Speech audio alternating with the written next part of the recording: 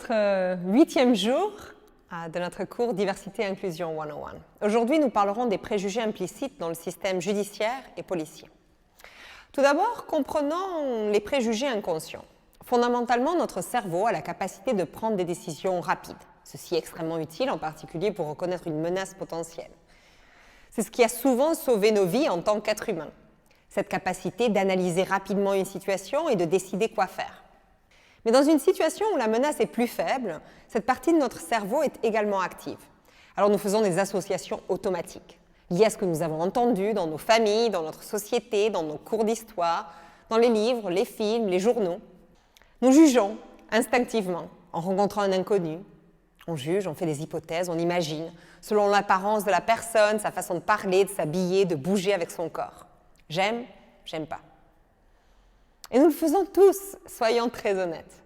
Nous ne le disons pas parce que nous savons que ce n'est pas politiquement correct, nous savons que nous sommes censés être de bonnes personnes sans jugement, mais nous le faisons tous et toutes. Nous disons « je ne vois pas la race, je ne vois pas le sexe », mais c'est un mensonge, vous voyez la couleur de la peau des gens, vous entendez l'accent dans leur voix, vous voyez la différence. Faire semblant de ne pas voir, c'est nier le problème, pas le résoudre. Et nous le faisons surtout lorsque nous recrutons, gérons ou promouvons des personnes. Les auditions à l'aveugle augmenteraient la proportion de musiciennes engagées par les orchestres de près de 50%. Pensez aux premières minutes de ces vidéos. Quelles étaient vos hypothèses à mon sujet? Est-ce qu'elle est gentille, ennuyeuse? Quel âge a-t-elle? D'où vient-elle? Est-elle célibataire, mariée? Est-elle éduquée? Est-elle homosexuelle?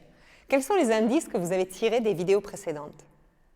Parce qu'une tendance est de se sentir plus à l'aise avec des gens qui nous ressemblent, qui parlent comme nous, qui ont étudié, là nous avons étudié, qui appartiennent à la même classe sociale, qui ont la même couleur de peau. Nous supposons que nous nous entendrons mieux, que ce sera plus rapide, plus fluide, nous ne serons pas contestés. Si vous le pouvez, prenez votre journal et arrêtez cette vidéo après chacune des questions suivantes. Quelle est la première chose qui vous vient à l'esprit lorsque vous voyez ou entendez un homme à la voix aiguë et à la gestuelle typiquement féminine?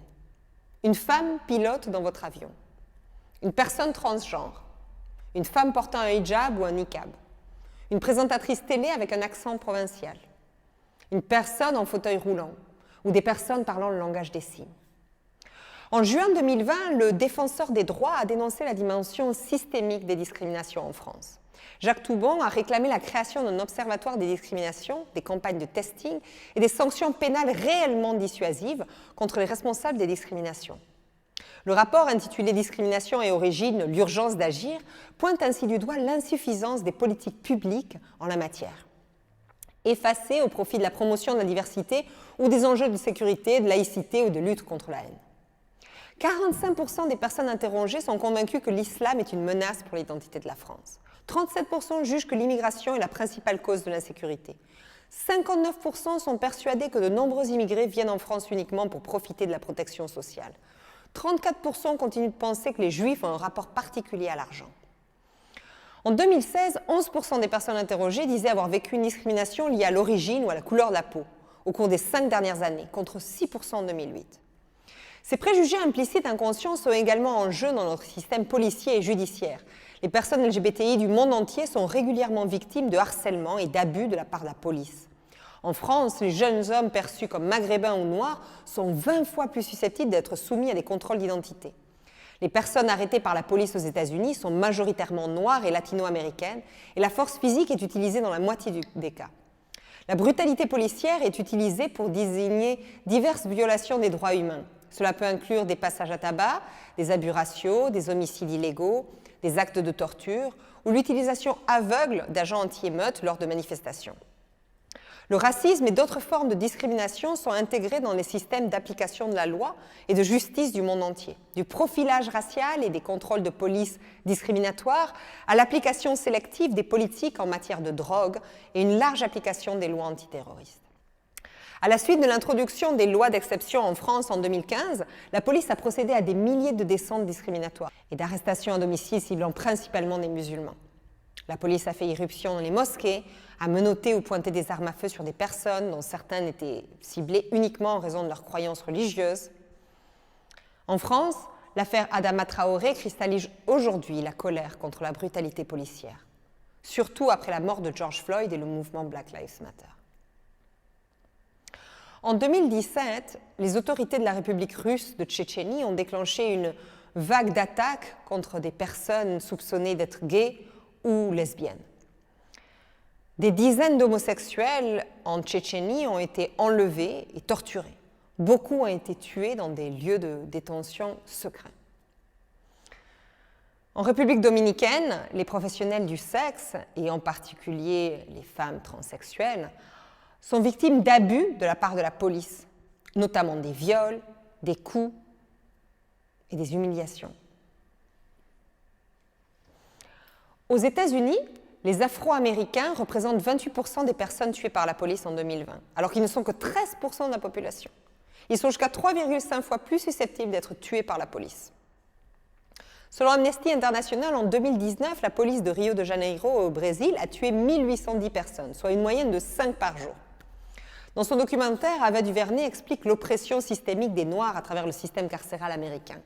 33% de la population incarcérée est noire, soit près du triple de la part des citoyens noirs de la population américaine. La prépondérance écrasante des images d'hommes noirs en tant que criminels dans les actualités locales et les émissions attise la peur chez les Américains. Selon elle, vous avez été éduqués en public délibérément, au fil des années, des décennies, à croire que les hommes noirs sont des criminels. La violence dans le système judiciaire et policier au niveau institutionnel est également présente au niveau personnel. C'est le fameux 1 sur 3.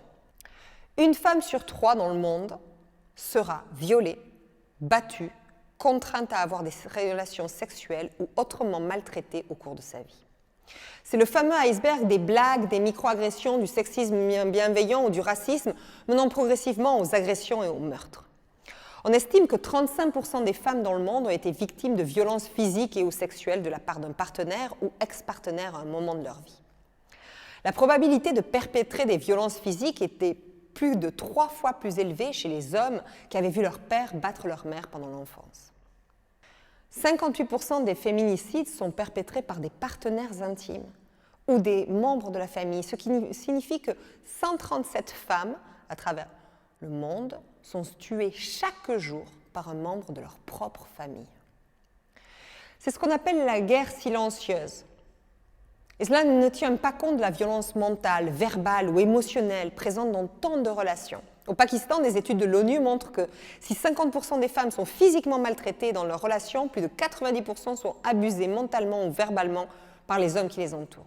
Cet abus comprend des cris, des insultes, le reproche, la honte, l'isolement, l'intimidation et tout comportement de contrôle qui finit par ébranler le sentiment d'estime de soi et d'indépendance d'une femme. Il s'agit d'un schéma habituel de remarques dégradantes et de critiques excessives. Dans de nombreux cas, les femmes sont confinées dans des relations toxiques et ne peuvent pas s'échapper, par crainte d'être stigmatisées par la société ou ostracisées par leur communauté. La maltraitance ne se limite pas aux blessures visibles sur le corps d'une femme.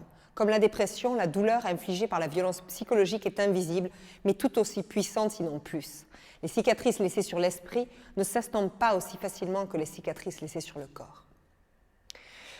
L'abus sexuel est également endémique. Un mineur sur 5 subit des abus sexuels avant 17 ans et 60% ne reçoivent aucune aide, avec le traumatisme que cela suppose.